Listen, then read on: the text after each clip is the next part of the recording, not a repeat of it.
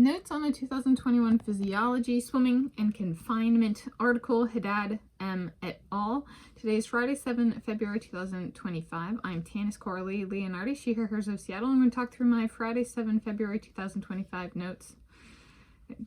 On a 2021 Physiology peer-reviewed journal article by Haddad M. et al., the article focused on swimming training in relation to confinement, exercise type change, and cessation in relation to COVID-19.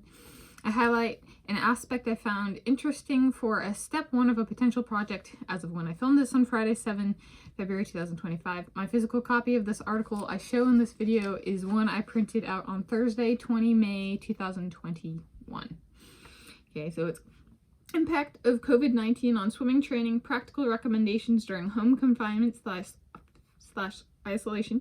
It's in the International Journal of Environmental Research and Public Health. It's a review article.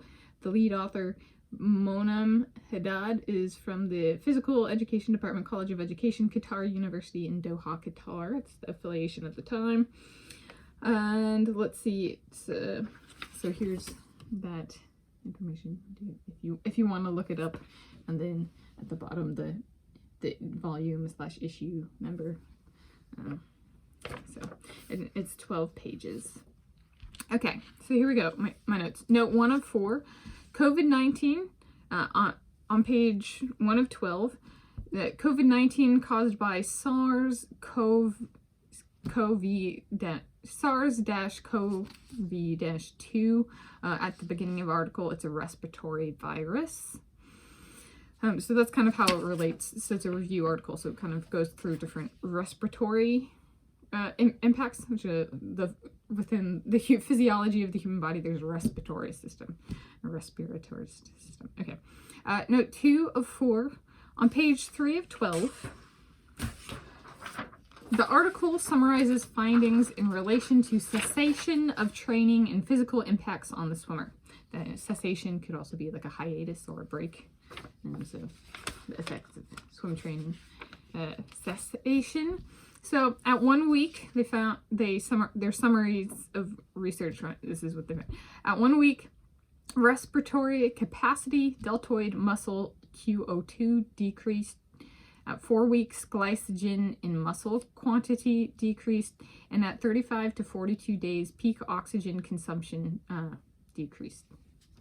Okay. Note 3 of 4. Tapping in Sarah Sjostrom for research on cessation in a confinement environment. If a yes with her, my supervisor David Beckham already said okay. Compare, and so there are 2 focuses. Compare, let's see which, if either yields anything interesting. Compare COVID-19 confinement conditions with non-COVID-19 confinement conditions.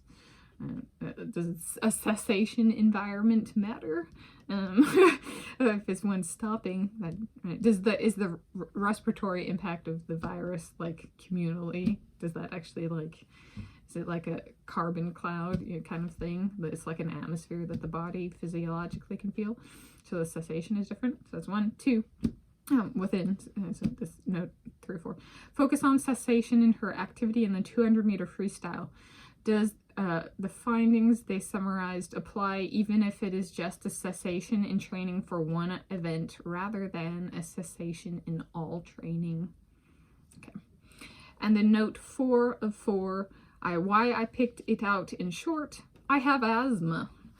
So some of what I described in their findings was oxygen consumption and respiration. That's something that I wheeze a little bit more than the normal people, so it'd be nice to have clarity. Like if in training, an athlete, if a cessation in training for one event does impact the rest of the body, it'd be good to know. So there we go. Those are my notes on the 2021 Physiology article, Physiology Swimming and Confinement article, Haddad M. et al.